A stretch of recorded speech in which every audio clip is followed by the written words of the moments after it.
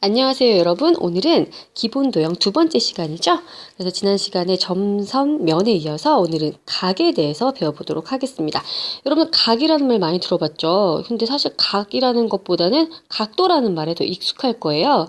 여러분들이 뭐 각도를 구해라, 뭐 각도를 재기 위해서 각도기를 사용하고 이런 거 초등학교 때 많이 했을 텐데, 사실 각도라는 것은 각이라는 도형을 먼저 배운 다음에 각의 크기를 나타내는 게 각도거든요. 그래서 오늘은 각의 뜻을 말할 수 있어야겠습니다. 자, 지난 시간에 배운 것을 바탕으로 우리가 말을 할 수 있는데요. 자, 지난 시간에 우리가 뭘 배웠냐면 점 배웠죠. 그리고 반직선 배웠잖아요. 자, 각을 만들기 위해서는 한 점에서 두 반직선을 그려주면 되는 거예요. 그렇죠. 아, 그러네요. 한 점 O에서 시작해서 반직선 OA를 그리고 또 그 같은 점 O에서 반직선 OB를 그려주는 거예요. 이와 같이 두 반직선으로 이렇게 이루어진 이 상태, 얘를 각이라고 해요. 이것도 도형이에요. 이게 무슨 도형이에요? 선생님 지난 시간에 얘기했죠? 바로 점부터 도형이라고. 그래서 점, 선 중에서 지금 반직선이죠? 두 반직선으로 이루어진 이 도형을 바로 각이라고 이야기합니다. 그래서 누가 이제 각이 뭐냐라고 물어보면 한 점에서 시작된 두 반직선으로 이루어진 도형입니다. 라고 이야기해 주시면 되겠습니다. 자, 그럼 이 각을 기호로 나타낼 수 있어야겠죠? 자, 기호로 어떻게 나타내 주냐면 자, 각을 이렇게 써요. 각 모양, 각. 한 다음에 요 각에 이 시작된 점 있죠? 이걸 가운데다가 이 시작된 점을 뭐라고 하냐면 각의 꼭지점이라고 해줘요. 각의 꼭지점 이 가운데로 가게 하고 그 다음에 이 두 반직선을 각의 변이라고 하는데 이 두 반직선 위에 있는 점을 이용해서 나타내 줍니다. 그래서 각 A, O, B라고 나타내 주는 거예요. 그래서 각의 꼭지점이 가운데 가면 돼요. 선생님 그러면 각 BOA라고 해도 되나요? 네, 해도 돼요. 그래서 이 두 가지는 같은 각을 이야기해 주게 됩니다. 자, 그 다음에 선생님이 아까 얘기했던 각도 있죠? 이 각도는 바로 뭐냐면 이 각이 벌어진 정도 있죠? 이 벌어진 정도를 각의 크기, 각도라고 하는 거예요. 따라서 이 각의 기호 있죠? 이 각의 기호는 각을 나타내기도 하고 각의 크기를 나타내기도 해요. 각의 크기를 나타내기도 한다. 지난 시간에 선분의 경우에 선분이 되기도 하고 선분의 길이가 되기도 한다고 했던 것과 같은 맥락이라고 보시면 되겠습니다. 자, 그리고 좀 더 간단하게 나타내기 위해서 여기다가 이렇게 표시를 해주시고, 그죠? 표시를 해주시고 A라고 이름을 붙인다면 이것을 보고 간단하게 그냥 각 A라고 하셔도 같은 각을 나타내게 됩니다. 그래서 이 세 가지 표현이 다 같은 표현이다라고 아시면 되겠습니다. 자, 이번에는 각의 종류에 대해서 알아보도록 하겠는데요. 각의 종류는 각의 크기에 따라 나누어집니다. 자, 각의 크기가 그렇죠. 몇 도일 때? 그렇죠. 180도일 때. 각의 크기가 180도일 때 우리가 그 각을 평각이라고 이야기해 줍니다.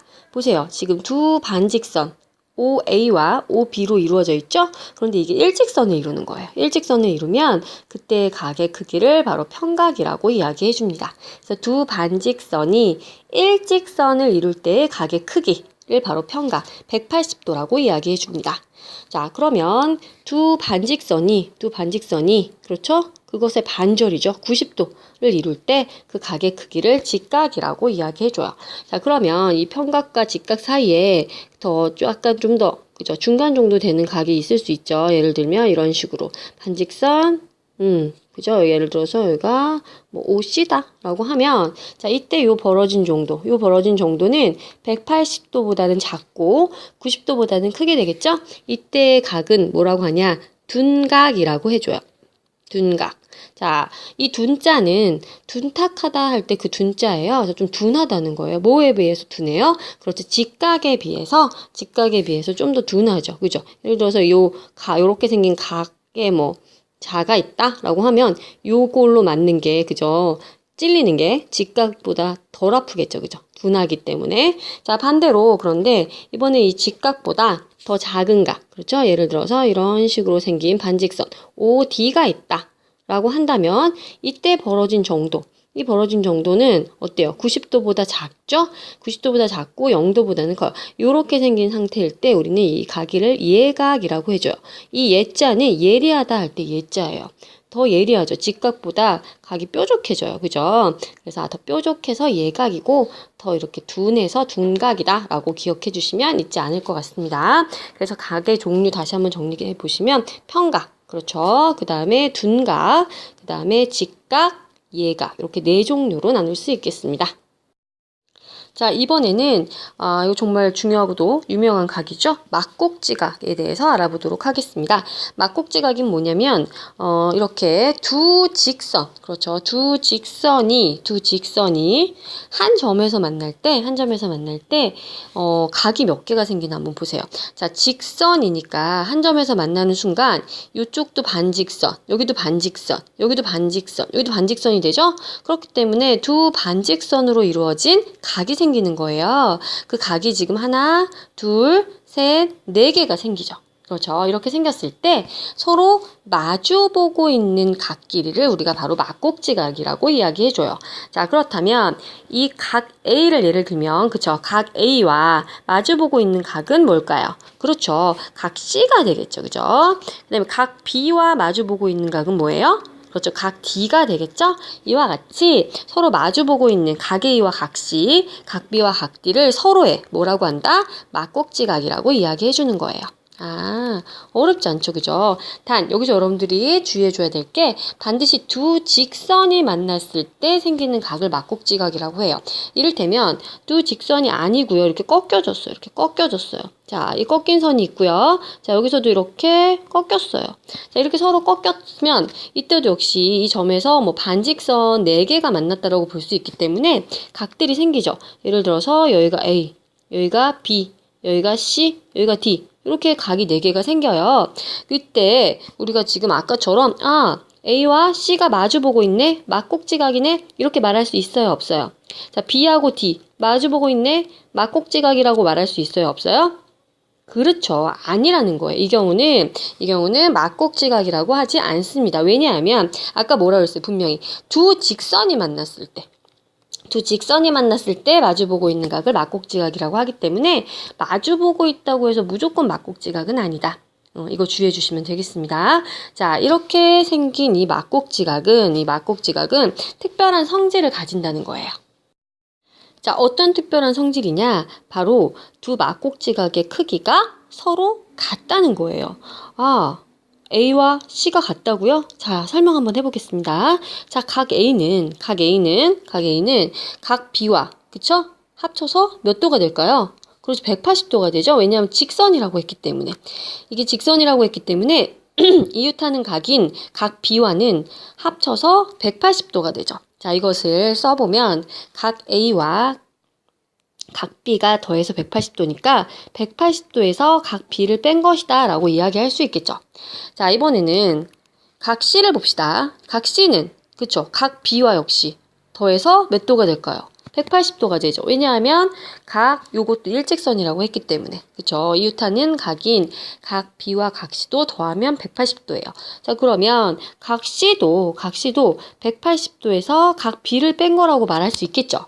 자, 봅시다. 자, 우변이 어때요? 우변이 이렇게 같아지죠?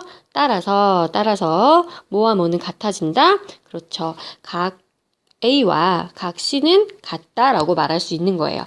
아까 우리가 각 A와 각 C가 막곡지각이라고 했죠? 그 막곡지각의 크기가 같아진다는 거죠.